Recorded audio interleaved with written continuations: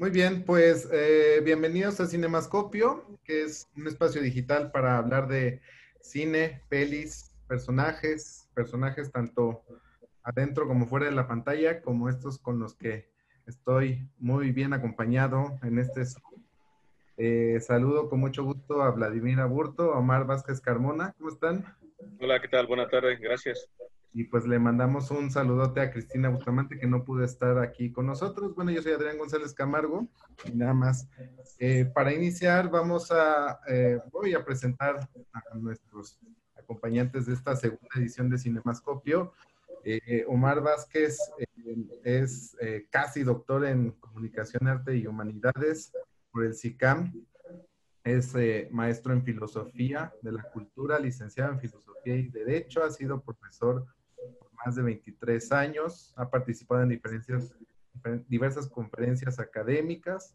En cine estuvo en el programa Línea de Tiempo, 3 temporadas ahí en el Sistema Michoacano de Radio y Televisión, y trabaja como investigador ahorita, está en el programa Innuendo, la música y la imagen en Radio Nicolaita, que lo pueden ustedes escuchar los martes de 9 a 10 ahí en el 104.3 FM de la frecuencia modulada aquí en Morelia. Y si no están en Morelia, pues lo pueden escuchar en www.umich.mx. Por ahí se puede escuchar también en línea Radio Nicolaita. ¿Cómo estás, Omar? Hola, ¿qué tal? Buenas tardes. Qué Bien, bien, gusto, gracias. qué Eh, bueno, qué bueno. pues sí, el programa es en la noche. Ok, por ahí lo estaremos escuchando. Y por acá tenemos a Vladimir Aburto, que él es originario de Puebla, pero ya es tan michoacano como las carnitas. Él es locutor profesional, guionista, productor y director de cine y televisión. Desde el 94 ha estado en activo, tiene más de 20 proyectos, medios estatales, nacionales, ha estado en ASIR, TV Azteca, Central, La Voz, Primera Plana, Larsa Comunicaciones, fue subdirector de televisión del Sistema Michoacano de Radio y Televisión, tiene un proyecto que se llama 4K Música de Película, y bueno, pues se ha destacado por combinar su quehacer de cineasta y pues esta trayectoria de medios de comunicación. Ha estado seleccionado con un par de cortometrajes allá en el Festival de Cine de Morelia. Y ustedes lo pueden escuchar en su programa Occipital, que está los martes y los jueves a las 5 y 8 p.m. en www.radio060, radio 0 con letra, 60 con número, .mx. Mi querido Vladimir, ¿cómo estás? Hola Adrián, hola Omar. Bien, gracias, muchas gracias por la invitación para platicar un poco de pelis, de cine y pues bueno, pues estar en compañía de buenos amigos, ¿no? Como siempre que, sobre todo en estas épocas que tanta falta hace, pues viene muy bien un ratito así, ¿no? Una época de mucho cine, de mucha amistad, aunque no sea de contacto físico, ¿no? Que lo cual nos hace sentirnos un poco mejor. Y pues bueno, nada más para nombrar a nuestra tercera participante que desafortunadamente no va a poder estar aquí en línea ahorita en sincronía con nosotros. Ella es Cristina Bustamante Penilla. Ella es guionista y realizadora audiovisual. Estudió la carrera de artes visuales en la Universidad Michoacana, en Bellas Artes. Pues su formación es de arte contemporáneo, fotografía, cine, literatura, psicoanálisis. También es escritora.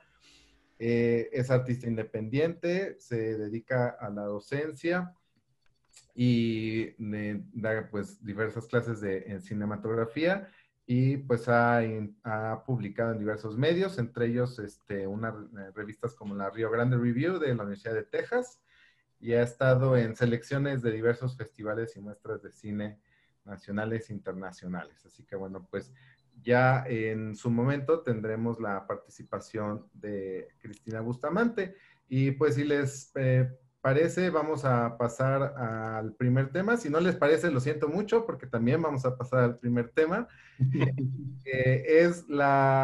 Vamos a hablar primero de en estas épocas estamos hablando muchísimo de regionalidades, regionalismos, ¿no? Estamos viviendo una discusión de descentralización, no solamente del cine, sino de otras instancias, no solamente artísticas, ¿no? Es una discusión que se ha vuelto cada vez más interesante. Y para ello, pues bueno, vamos a hablar un poquito de eso. Y primero Omar nos va a hablar un poco de ciertos espacios de exhibición que no necesariamente son el ir a una cadena de cine. Omar, por favor. Gracias. Sí, yo quería comentar dos espacios alternativos de exhibición que existen aquí en Morelia, Michoacán, a manera solamente de ejemplo de otros que deben de existir. Creo que tenía razón Claude Lévi-Strauss cuando mencionaba que un buen artista primero tiene que generar su obra, después el gusto por su obra y al final el público. Creo que lo que se logra a través de estos espacios alternativos es la concreción y la posibilidad de no restringir solamente al ámbito comercial la exhibición de películas de calidad, que finalmente la industria cinematográfica muchas veces se restringe a esta posibilidad. Entonces el hecho de que existan lo que denominamos espacios alternativos, lugares de encuentro que recuerdan un poco los albores del cine, como lo manejaba la película de Cinema Paradiso, donde era un acto comunitario. En Morelia existen dos que me gustaría remarcar. Uno de ellos ha sido la Cineteca del Planetario, la Biblioteca Central del Planetario, en donde la sección justamente de cine ha permitido la exhibición de películas, de ciclos de películas a lo largo de los años, y es un proyecto que lleva ininterrumpidamente muchos años, celebrando diversos festivales, diferentes actividades académicas, celebraciones, y que sigue proyectando películas de manera continua. Y un proyecto que le reconozco mucho a Francisco y a su colaborador por tantos tiempo que han estado ahí. Y el segundo de ellos tiene que ver con lo que es la Casa Natal de Morelos, donde también se daba una concurrencia para la proyección de películas fundamentalmente de arte y se proyectaban justamente en la sala, y lo que permitiera la confluencia de un público asiduo a películas de arte que por desgracia no entran mucho en el ámbito comercial y que posibilitan que la gente se vaya conformando un criterio más amplio, abriendo nuevas perspectivas y posibilidades de consumo en lo que llamaba Humberto Eco un consumidor racional, educado, que sea capaz de discernir qué es lo que vale la pena en un espacio u otro.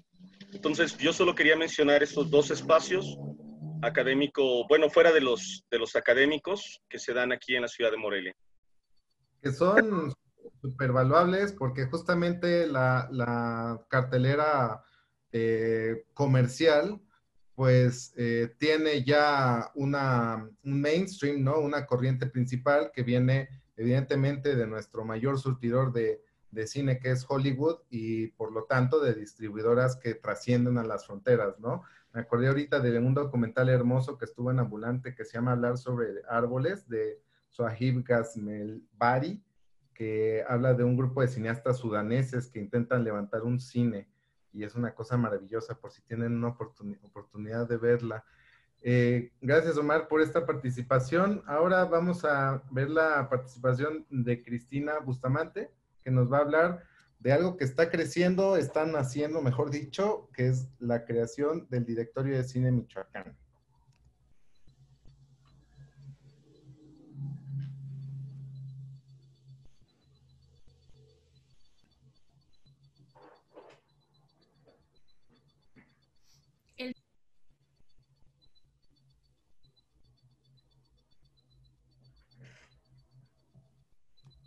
Cineastas e investigadores del cine en Michoacán, porque se vio la necesidad de fortalecer más la comunidad y de simplemente reconocernos como comunidad, y para eso pues es esencial saber quiénes somos las personas que estamos adentro de toda esta labor cinematográfica.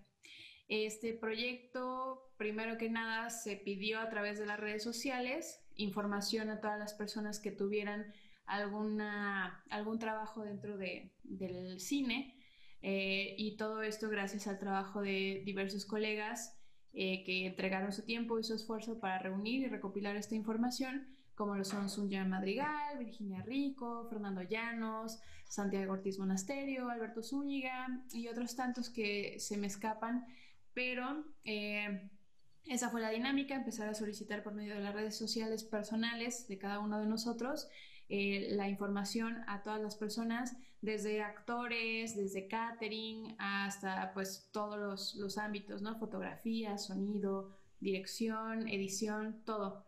Y finalmente toda esta información pues ya recopilada se depositó en un directorio en formato de PDF y también en formato digital en una plataforma de WordPress que es cinemichoacan.wordpress.com y esta información se puede consultar en línea o también se puede descargar el PDF, el cual se estará nutriendo constantemente mientras se siga recibiendo información de todas las personas que quieran pertenecer a esta red de contactos con el fin pues de fortalecer, como ya lo dije, la comunidad cinematográfica y de tener fácil acceso a los contactos de cada una de las personas que a lo mejor en algún proyecto necesitemos, por ejemplo, un sonidista, podemos llegar directamente a este directorio y encontrar fácilmente sus contactos e incluso algunas de sus semblanzas.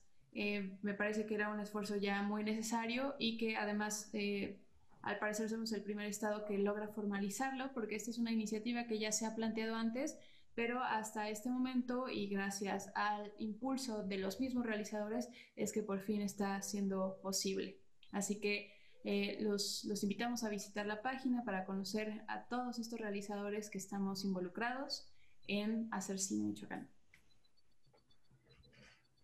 Muy bien, pues esa fue la participación de Cristina Bustamante, que efectivamente estamos viendo nacer una colectividad que se vuelve cada vez más fuerte. Esperemos que esa colectividad fuerte pueda verse dentro de unos meses o años, sobre todo en las pantallas, ¿no? Que para eso es que hacemos todos estos esfuerzos, para que nuestros productos, bueno, yo hablando en este caso como cineasta, pues podamos ver cristalizado nuestro esfuerzo, ¿no? Y justamente hablando de cine michoacano y de cristalizar esfuerzos, pues Vladimir nos va a contar un poquito si existe la posibilidad en Michoacán de ver al cine como industria. ¿Tú qué dices? Pues de verla sí, ya el tema sería como lograr hacerla, ¿no? Pero va de la mano. La intención de hablar de esto es precisamente porque Omar estaba hablando de los espacios alternativos. Cristina abordó este tema en el que estamos involucrados pues, todos nosotros ahora, ¿no? De formar como una sociedad independiente de gente dedicada al cine aquí en Michoacán, en todos los ámbitos, los que son nacidos y los que no, y los que somos por adopción michoacanos, y, eh, y que finalmente para que haya espacios se necesitan artistas, pero los artistas necesitan producir y a su vez recuperar lo que producen para que esto vuelva a generar mejores y mayores espacios y los artistas tengan máscara para hacer y las producciones encuentren un círculo virtuoso a nivel local si es necesario en un principio y esto permita darle la vuelta, ¿no? Hay mucha gente que se dedica no nada más al cine, pero en este caso el cine que termina siendo uno de las disciplinas más costosas para producir arte, si no es que la más costosa, bueno, están las grandes producciones teatrales también, pero si no es que de las más costosas y que implica muchos esfuerzos y muchos talentos. Es todo un laboratorio, una película, un corto, un comercial, o sea, implica muchos esfuerzos y muchos conocimientos, ¿no? Entonces, acá tenemos el problema, ya lo habías comentado tú, de que nuestro referente inmediato es Hollywood, ¿no? Entonces parecería que todo lo que no se parezca a Hollywood no es cine, ¿no? Y ahí está el gran problema, ¿no? Y parecería que si no vas a una sala súper cómoda, con aires acondicionados y que caben 500 personas y que te venden dulces carísimos y que no está alfombrado, entonces tampoco equivale a una sala de cine. Creo que estos prejuicios, hoy leía un poco sobre Demian de Hermann Hesse y precisamente creo que el cine michoacano está como en el huevo, ¿no? Y es el momento de romperlo, de destruir este mundo que conocemos pues, para comenzar a generar estas libertades y estas posibilidades. A mí me parece que una de las cosas que sufre el cine en México y en Michoacán es que las artes y la cultura siguen dependiendo de las áreas gubernamentales. Entonces creo que mientras más se dependa de estas áreas gubernamentales, que además está bien que existan, pero no todo puede estar ahí metido, porque entonces es limitar a lo que el gobierno tiene para dar según lo quiera dar y a quién se lo quiera dar. Y eso implica incluso muchas cosas, ¿no? Las temáticas, las ideologías que estén en el momento político indicado en el país, en los estados, que de eso depende todo, que si al gobierno le importa o no, pues entonces tendrá la fortuna o la desfortuna una película de nacer o de poder terminarse o no. Y eso está muy mal. Entonces, estas acciones de reunirse y hasta coproducir, digo, ahorita tú y yo estamos en medio de terminar junto con Alberto Zúñiga una película y que nos hemos visto batallado mucho para poder lograr el término de esta película, ¿no? Que ya que esté terminada la película, que es lo que decía Omar, no está el arte, pues ahora sí tenemos que pensar en el público, porque si no así como que tanto tiempo, reunir tanta gente, buscar tanto dinero, hacer tanto esfuerzo, involucrar tanta gente para terminarla viendo en la sala de la casa, pues no está, con tus amigos y aplaudirte, pues no está padre, ¿no? Entonces, creo que tenemos que comenzar a ver un poco fuera del gobierno, y el gobierno a su vez también, creo que debe de, aunque es un término meramente cultural, se debe comenzar a leer el cine o la producción cinematográfica como un tema de economía, que ese es el detalle. No podemos pensar en tener una industria cuando se cree que solamente es una parte de la cultura para entretener y que no genera al mismo tiempo más economía. Digo, filmar una película una semana en cualquier ciudad le genera una derrama de entre 100,000 y 2 millones de pesos a la semana en sueldos que no se generan por sí mismos en cualquier ciudad, en un pueblito, en un municipio, en una colonia, ¿no? ¿Por qué? Porque contratas cosas, hay transporte, hay comida, rentas cosas, etcétera, etcétera. Parecería mentira, pero le cae, una producción cinematográfica genera derrama económica, quizá, dependiendo del tamaño de la película, obviamente, pero alrededor del set se genera economía, ¿no? Entonces, es un punto que no se ha visto del cine, por lo menos en México, y obviamente acá en Morelia y en Michoacán, no se ha puesto a ver eso, ¿no? O sea, que ya el cine deje de ser como una oportunidad de mostrar postales bellas de la ciudad donde se genera, para convertirse en lo que es realmente, que es un producto cultural, sí es cierto, pero que también implica, además del reflejo de la sociedad actual y de cómo piensa la gente que lo está generando en la actualidad, implica posibilidades económicas que también generan, insisto, economía desde la señora que vende los tacos en la esquina que nos va a dar de comer una de las tardes del rodaje, hasta impuestos por cosas de permisos, facturaciones, etcétera, etcétera, ¿no? Que finalmente generan economía. Entonces, sí se puede ver como industria. Ya nada más sería cosa de que haya voluntad realmente, unos de meternos a este rollo de generar nuestra propia industria, y por el otro lado, el gobierno que empiece a tener esta voluntad de verlo como una posibilidad económica. Claro, que es también una combinación de la sociedad que empiece a valorar el cine regional y que no considere que solamente el cine que se hace fuera de la región, pues es el que vale, ¿no? Muchas gracias, Vlad, que este tema seguramente va a tener mucha mayor discusión en los siguientes meses, estoy seguro. Vamos a pasar ahora a la siguiente parte de este cinemascopio, que es una recomendación que nos están haciendo nuestros invitados sobre una película de tantas que podemos ver en estos tiempos de pandemia, que yo creo que ya deberíamos decirle en estos tiempos, porque es como si yo me siento como si estuviera en 1941 y dijéramos en estos tiempos de guerra, bueno, pues sí, ya sabemos que estamos en guerra, hombre, ya, ¿no? Entonces, Omar, pues tú nos vas a recomendar voy a adelantar, una belleza. Sí, en lo particular yo quería comentar sobre la película Ese mismo año, en el 2014, contendieron dos películas por ganar un galardón, para mí, exquisitas, tanto del Gran Hotel Budapest, que por desgracia fue opacado por el gran logro del cineasta mexicano de González Iñárritu, que fue Birman, o La inesperada virtud de la ignorancia. En el 2014, Birman logró conseguir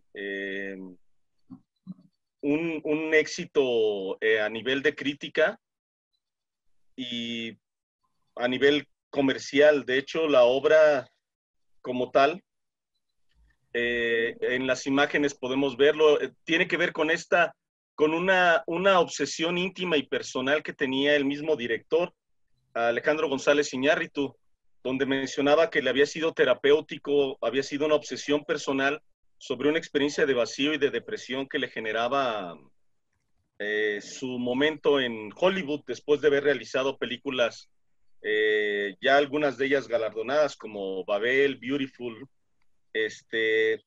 Era como un momento, un impasse creativo.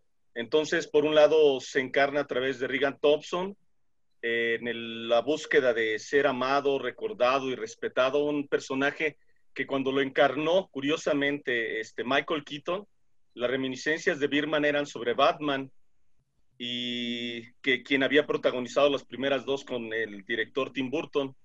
Entonces parecía un papel perfecto para un Michael Keaton, además de que la fotografía que manejó Emanuel Lubezki, por la cual fue galardonado, fue un comentario que vale la pena ver en la película.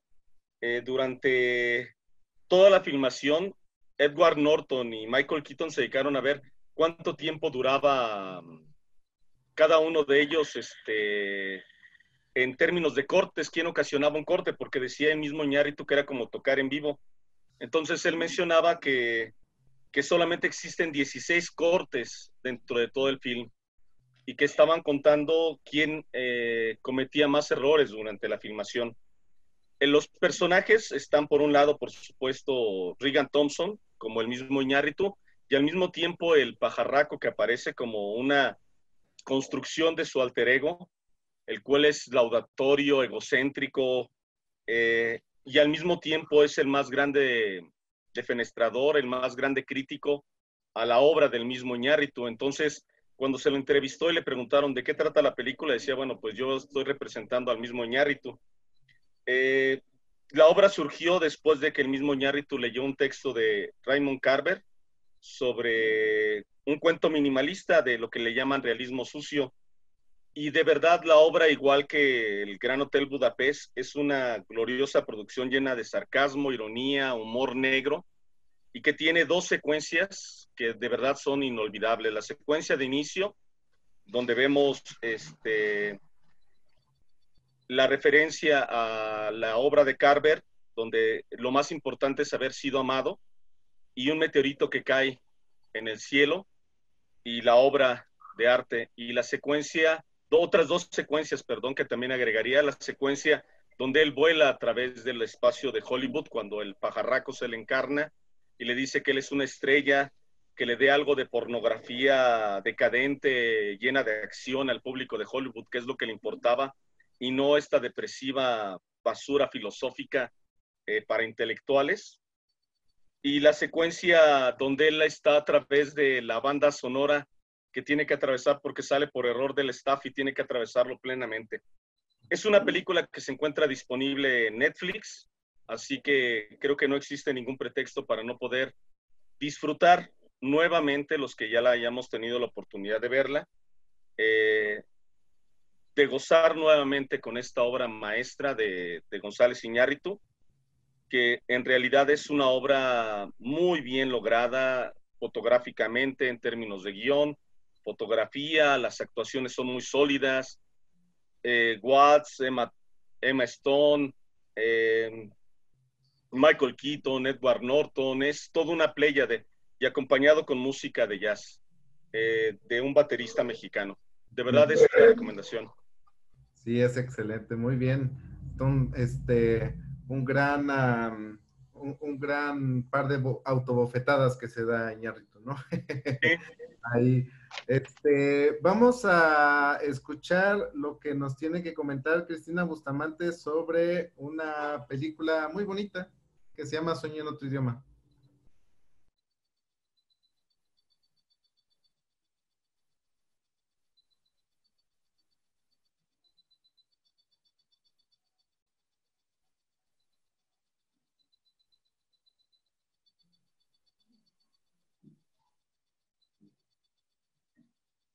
De las películas que no había tenido oportunidad de ver y apenas en estos días pude descubrir gracias a Prime Video de Amazon, fue Sueño en otro idioma de Ernesto Contreras.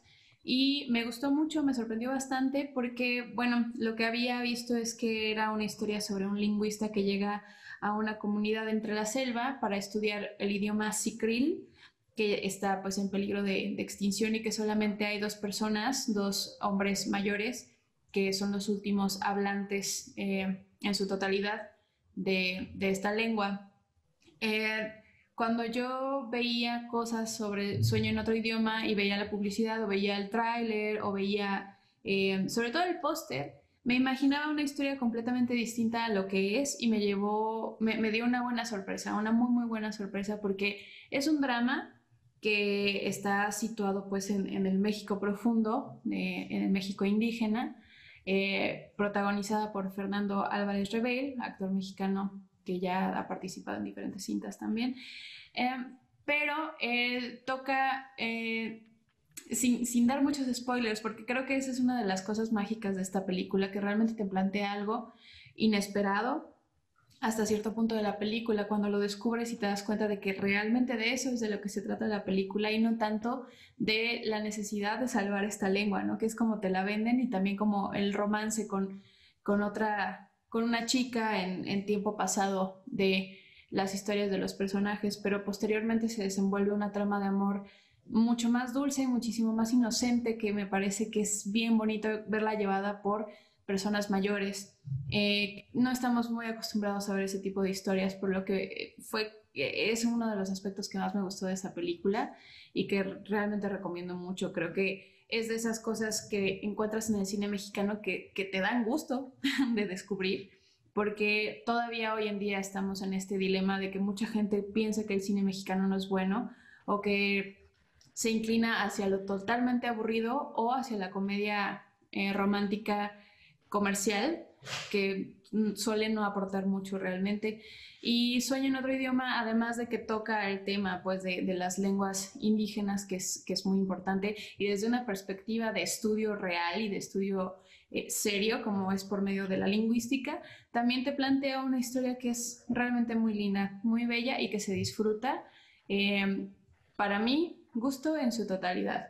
Te llevas buenas sorpresas y además tiene como sus momentos también ligeramente cómicos, sin rayar en estereotipos ni mucho menos en vulgaridades. Creo que es una película que es para toda la familia y que vale mucho la pena de ver y de conocer.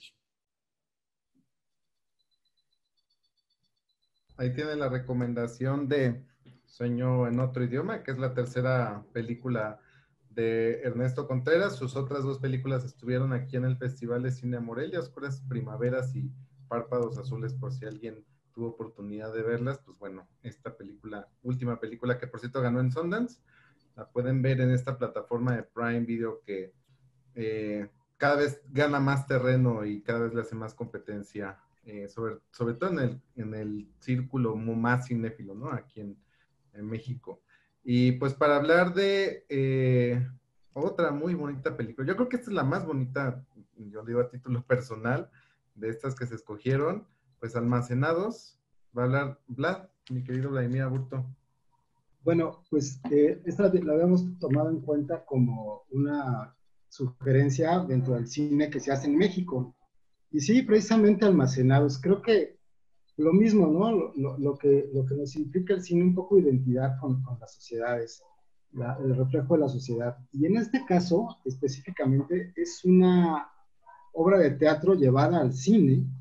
El autor, deja pasarme la aprendí el nombre de Sola, es un autor español, le escribe y Jack Saga la toma y hace esta película, que es una película, a mí me encanta porque es una película muy sencilla, con dos personajes pero regresamos a lo mismo. Para que haya una buena película y haya una buena historia, no necesariamente tiene que tener artilugios tecnológicos o persecuciones o balaceras para que sea una buena película.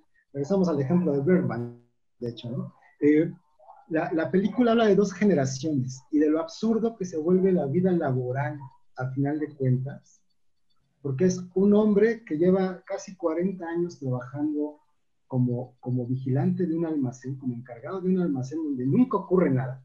Es un almacén de mástiles para barcos en la Ciudad de México, ¿no? O sea, y, y está en la transición de dejarle su lugar a un jovencito, un millennial, de unos 20 años, que es su primer trabajo además, y que tiene 5 días para aprender todo lo que le puede enseñar este señor con toda su experiencia de casi 40 años. El asunto está que la brecha generacional se ve mucho más marcada cuando el joven Nin eh, se atreve a hacer una serie de cosas en un par de días que el otro hombre, don Lino, el que está a punto de jubilarse, no se ha atrevido a hacer en 40 años, ¿no? Entonces, y todo porque su máximo objetivo es mantener ese trabajo seguro durante toda su vida, jubilarse y retirarse. El problema está en que se va a retirar ganando muy poco dinero, con muy poco dinero, y con la posibilidad después de 40 años en el mismo trabajo de cuál es el futuro, ¿no?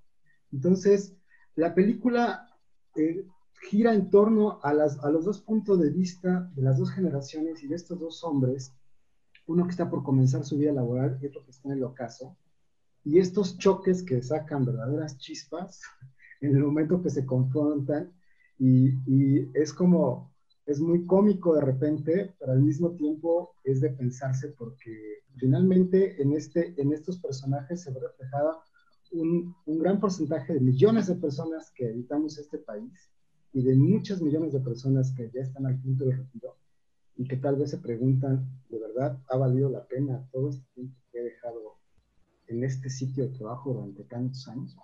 Es una película muy bonita, muy recomendable, muy bien hecha, con recursos muy sencillos, pero con un par de actuaciones magníficas. José Meléndez, en el caso de Nin, que es el joven, y, y un muy buen actor que se llama José Carlos Ruiz, que lo hemos visto en muchos, muchos proyectos. Y ambos, de hecho, se llevaron el Oscar en sus respectivos roles este año.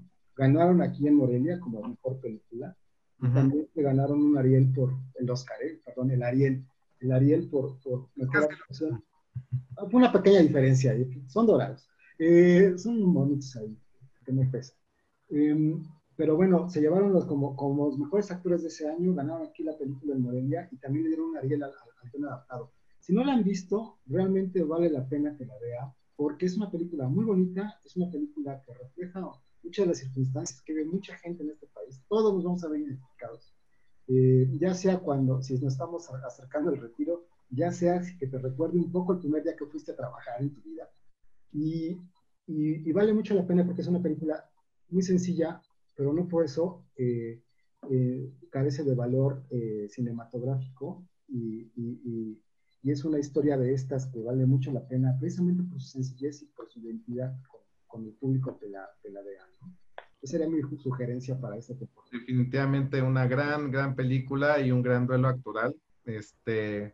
Y, y creo que eso se agradece bastante en el cine mexicano porque nos quejamos mucho de cómo caemos en ciertas sectorizaciones y en ciertas formas de repetir temas, tonos, estructuras, historias incluso, y de repente esta película cuando aparece es como un bálsamo, ¿no? Es un oasis ahí, ¿no? En medio de tanto narco y de tanta comedia boba. Pero bueno, vamos a tocar ahora el último tema, que sería pues una película que ustedes recomienden para seguir viendo pelis en estos tiempos, ya nada más voy a decir en estos tiempos, y que no necesariamente tiene que ser mexicana, vamos a hacer una especie de zoom out hacia la Tierra, hacia el espacio, mejor dicho, y trasladarnos a otra geografía. Omar, si nos compartes. Sí, claro. Pues de hecho, como lo mencionaba muy bien Vladimir, la idea era que el primer tema nos ciñéramos a una recomendación de una película mexicana, así como mencionar la plataforma en la que podríamos tener acceso. Entonces, pues claro que será digno de tomar en consideración las recomendaciones que efectúan. Yo, pensando en una recomendación a nivel global, me atreví a pensar en la película que se llama Guerra Fría, fue traducida así, una película del 2018, una película polaca, dirigida por Paweł Palinowski, ganadora, como lo ven en el cartel, o cartel, en los carteles de la competición a mejor película del 2018 en Europa, y le hizo merecedor al director Paweł Palinowski, que por cierto es amigo de los denominados tres amigos mexicanos, Iñárritu, Cuarón y Del Toro, como el mejor director, considerando que ya habían pasado directores que no habían obtenido el galardón de Cannes a este respecto, como sería el caso de Polanski o el caso del mismo Kieslowski. La película fue filmada en blanco y negro. Fue una decisión del director, igual que su película anterior, Ida, muy reconocida internacionalmente en el 2015 como la mejor película extranjera. Trata justamente del amor de esta pareja, de Víctor Barsky y de Zula o Susana Likon, en una Polonia posterior en los años de la Guerra Fría, en la división del mundo en dos bloques, en el bloque de la cortina de hierro, en el mundo polaco, y en ese sentido tiene reminiscencias muy claras de los conflictos que viven los seres humanos a través del monstruo de la historia, tal y como la película de El amanecer de un siglo de Itzvan Sabó, o La insoportable levedad del ser de Philip Kaufman, sobre cómo incide la política en las vidas concretas y particulares. El tema de la película es finalmente un tema de amor, de deseo, de separación. El mismo director mencionaba que se basó vagamente en la vida de sus propios padres, que tuvieron que vivir en este contexto. Fue filmada en blanco y negro por varias decisiones, porque el color en esos años en Polonia era verdaderamente fatal, de tal manera que dijo que solamente la composición le permitiría a él darle una completud que él trató de esculpir, dando profundidad a los planos y tratando de integrarlo con la música, una excelente música de jazz, selección de Marcin Masecki, un extraordinario compositor de jazz, y de la que destacan los temas Dos corazones, cuatro ojos y Lejos de ti. Cabe mencionar que se basaron en la música genuina de la Polonia de posguerra y fueron adaptadas a temas de jazz contemporáneo. El tema, reitero, sigue siendo el tema del amor, de las sorpresas que te depara el ser amado, en este caso particularmente la protagonista femenina, que tiene un lado oscuro, unas cuestiones muy profundamente arraigadas que van a ocasionar toda la tensión dramática, y cómo nosotros amamos a la persona, la sorpresa que nos depara el conocer a la persona amada, y aún así subsistimos en el deseo de querer amanecer con alguien, estar con alguien y continuar la vida con él. Es una película galardonada como la mejor película del 2018, breve, con extraordinaria música de jazz, una excelente fotografía y de verdad un trabajo muy laudatorio de este director Paweł Palinowski, que recomiendo mucho. ¿Dónde la pueden conseguir? Hay un portal en internet que se llama somosmovies.com, de donde se puede descargar con mayor facilidad y comodidad. Ok, muchas gracias, Omar. Pues sí, esta película maravillosa que es un viaje a través de diferentes países, de diferentes sistemas económicos, de diferentes formas de hacer música, y lo que trasciende finalmente suena muy romántico, pero lo es, lo que trasciende es el amor a lo largo de toda esta película y esta historia, ¿no? Que es maravillosa. Sí. Guerra Fría de Paweł Pawelkowski. Y bueno, ahora vamos a escuchar lo que nos va a comentar Cristina, porque tiene un documental que a mí me parece precioso, que se llama Un mono, un castillo y muchos hijos. Cris.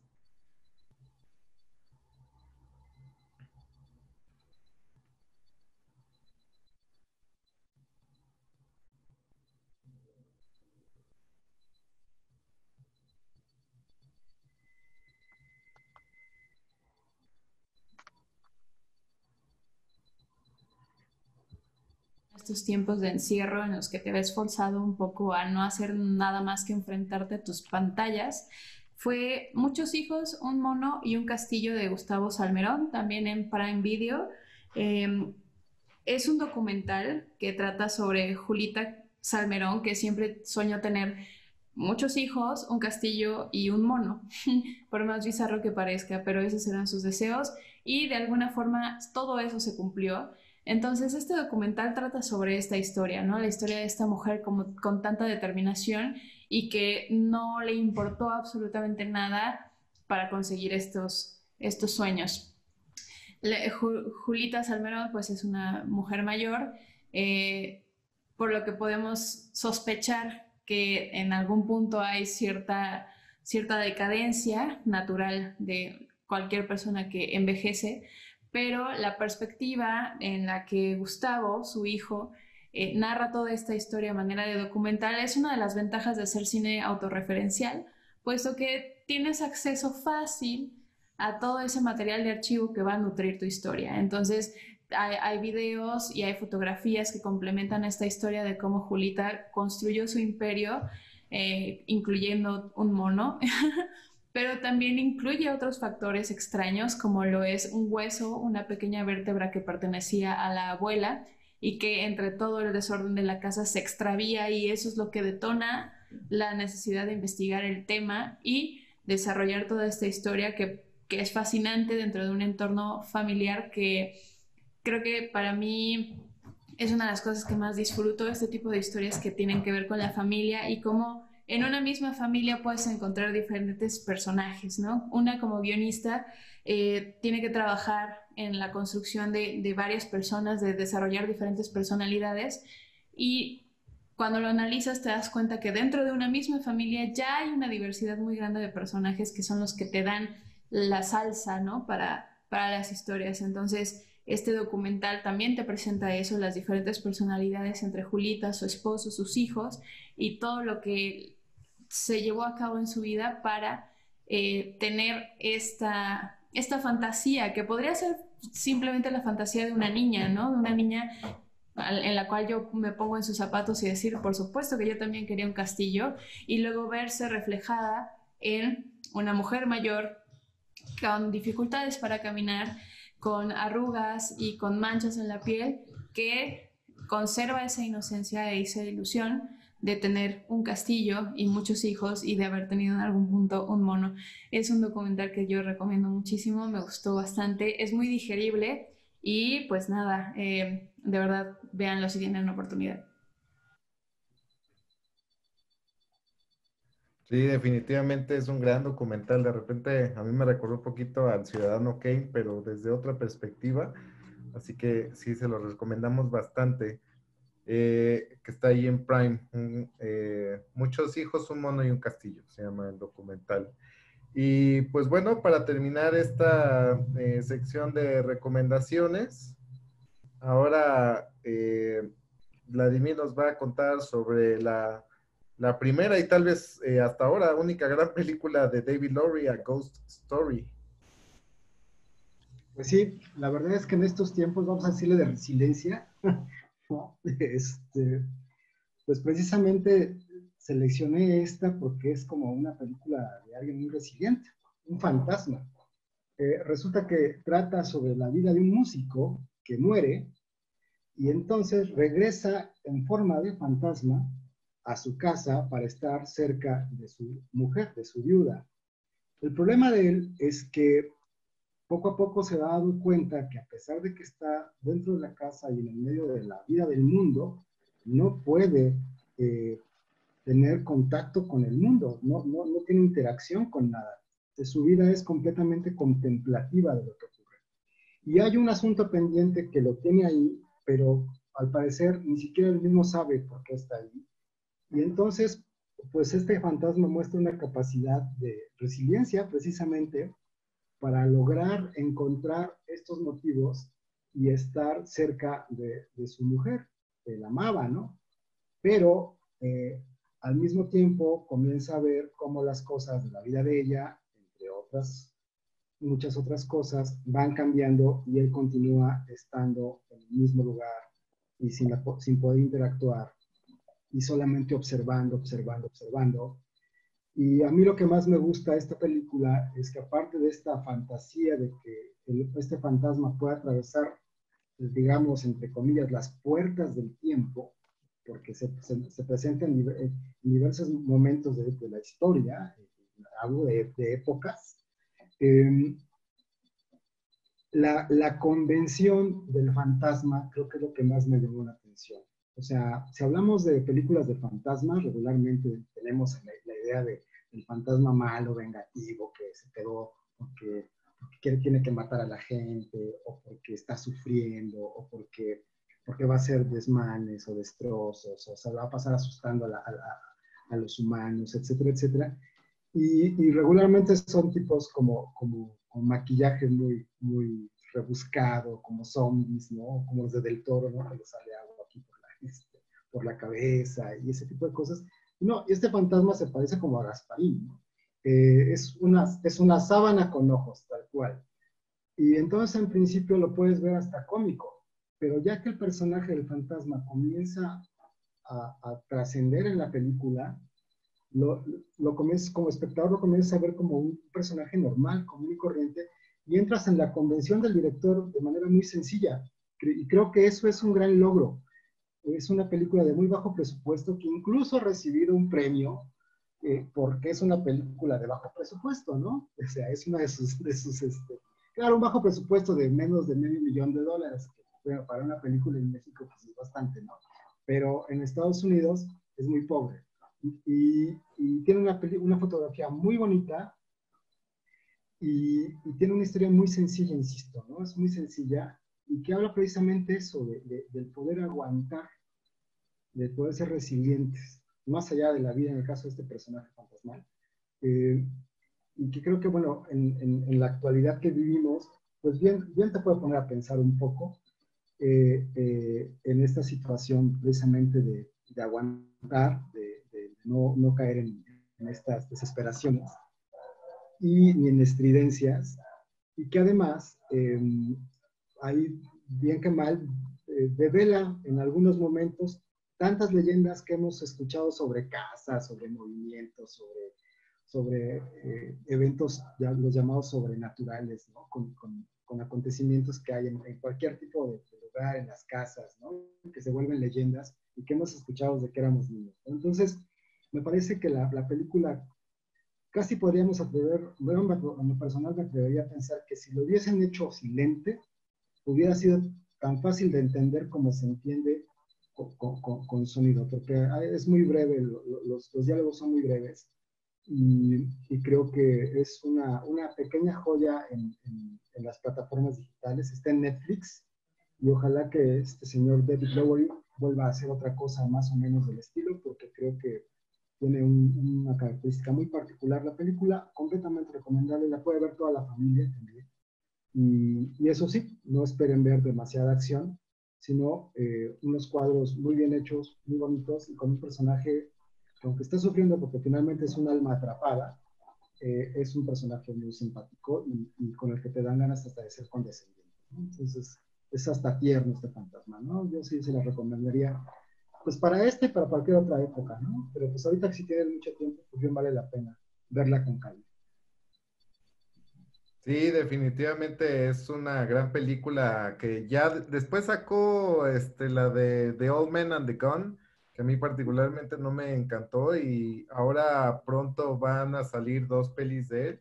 Bueno, está terminada ya la de The Green Knight, y pues al parecer va a ser una adaptación de Peter Pan. Qué chistoso. Y yo me atrevería a hacer una comparación. Atentos a quienes nos estén escuchando y viendo. Voy a spoilear Psicosis y justo esta de A Ghost Story, así que están advertidos. A Psicosis, Hitchcock pasó a la historia entre tantas cosas por haber matado a la protagonista a la mitad de la historia en Psicosis, ¿no? Ajá. Y A Ghost Story se muere la coprotagonista, más bien no se muere, se muda la coprotagonista un poco antes de la mitad de la historia, ¿no? Sí, claro. Y se queda el fantasma solo deambulando, lo cual me parece a mí maravilloso. pues qué bonitas películas, oigan, de verdad, y ya sé que dije muchos adjetivos de bonito, lindo, precioso y etcétera, pero es cierto. Vamos a pasar ahora ya a la última parte de este cinemascopio, que ha estado bastante agradable, y vamos a hablar un poco de proyectos personales, así que vamos a empezar con el de Cristina Bustamante, su productora, proyecto, como se le pueda llamar, que se llama Cinema Pobre.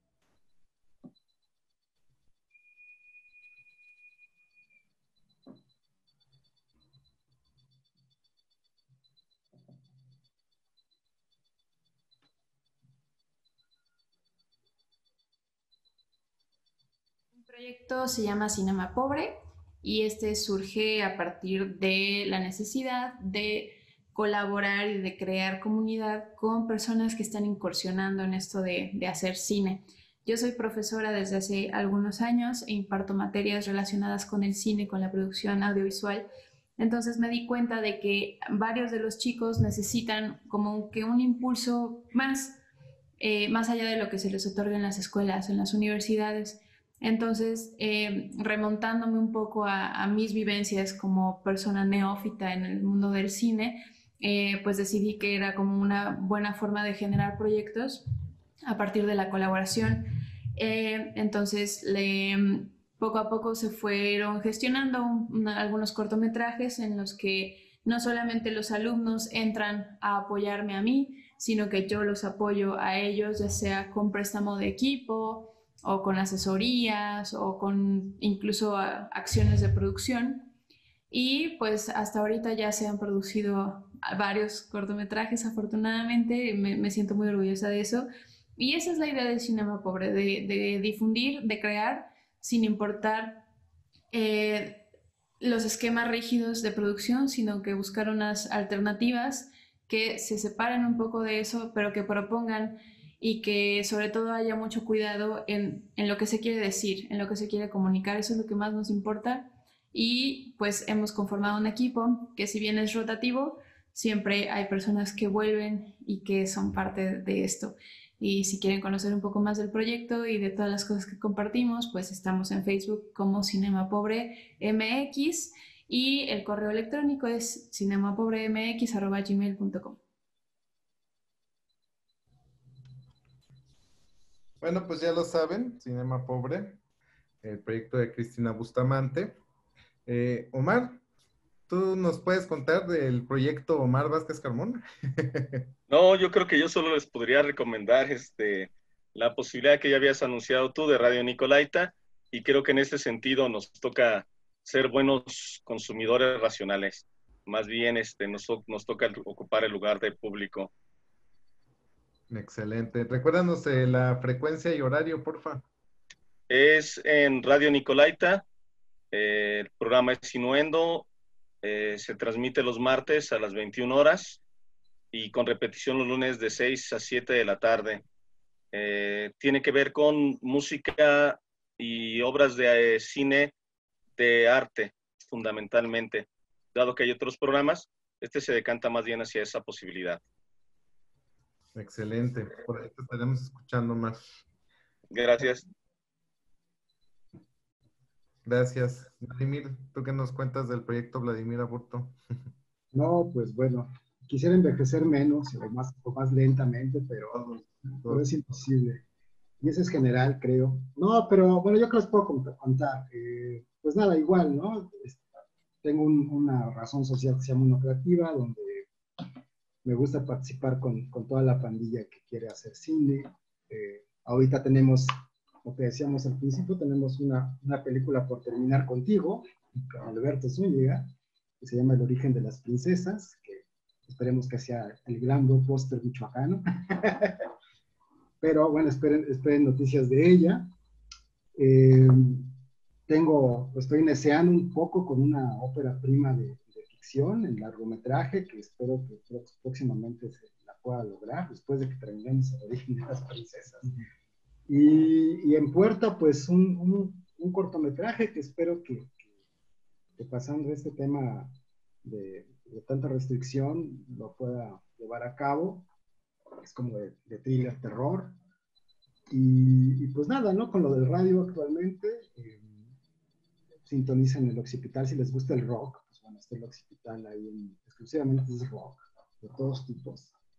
Y algunas otras cositas que se le dieron a este programa, hay en la estación de la Universidad de Morelia, el radio 0 con letra 60, con número .mx, qué complicado.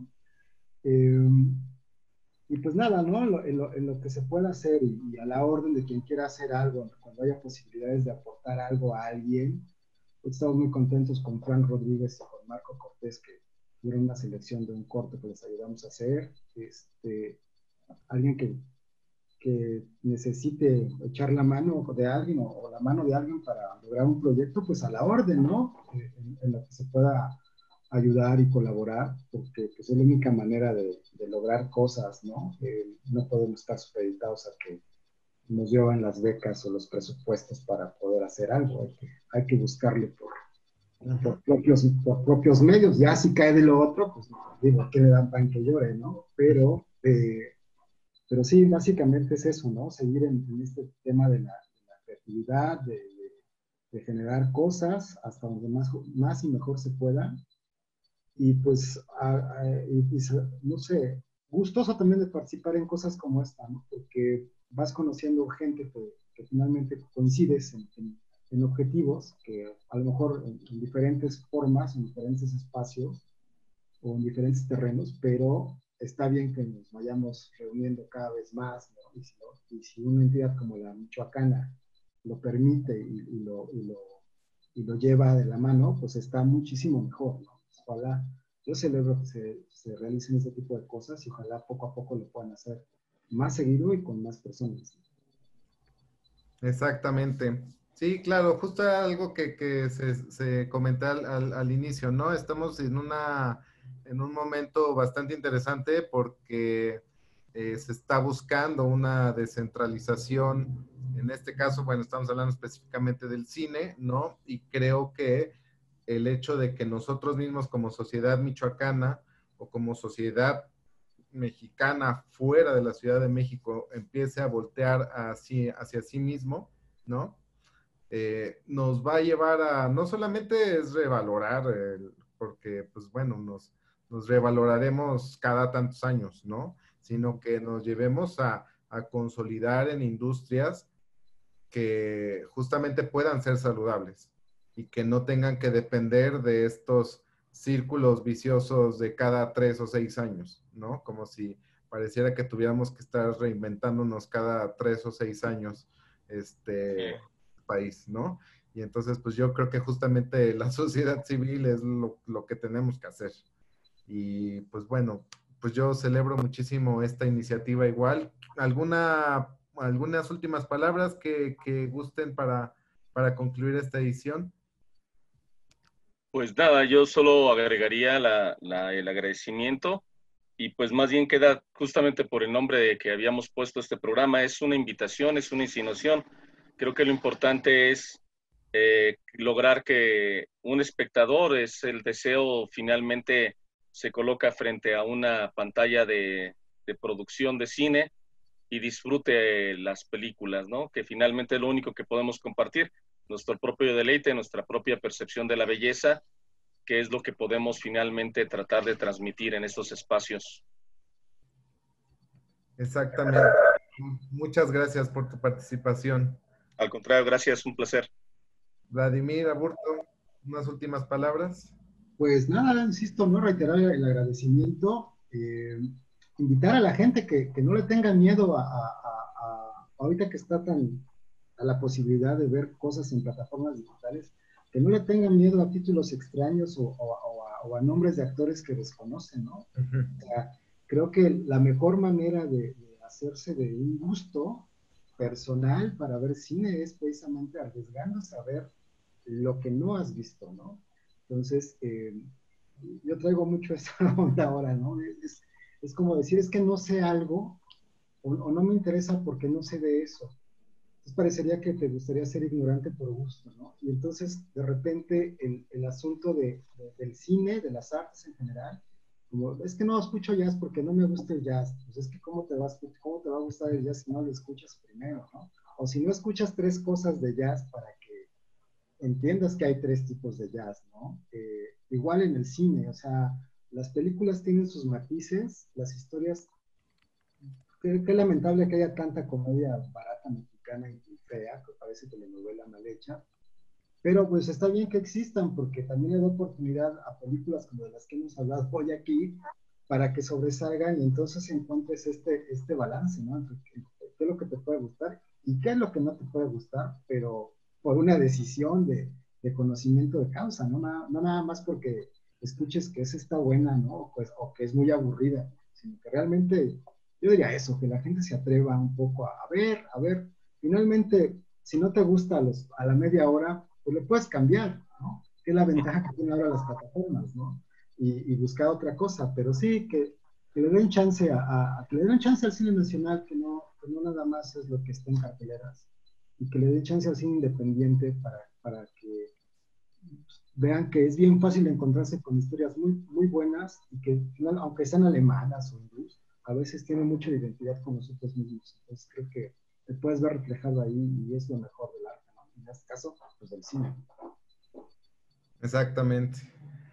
Pues bueno, Vladimir, muchísimas gracias y justamente pues por ahí aprovechando un poco el comercial y como lo que comentaba Vladimir, pues estén pendientes porque por ahí a título personal vamos a tener, esperemos, yo creo que esperemos para el próximo año ya El origen de las princesas y pues bueno, claro que nos encantaría que la pudieran ver. Así que pues les recomendamos de verdad que consuman cine nacional, cine local, porque pues es el cine que un poco como sugería André Bazán, ¿no? El cine es lo que nos ayuda a exorcizar el carácter inexorable del tiempo. Muchas gracias, gracias a la Secretaría de Difusión Cultural y Extensión Universitaria y muchas gracias a Jos Medina y gracias también ¿cómo se llama? Julisa de la Torre, porque nos estuvieron echando la mano en el tema de la transmisión. Yo soy Adrián González Camargo. Esta fue la segunda edición de Cinemascopio. Que tengan muy buenas tardes, noches, días y buen cine.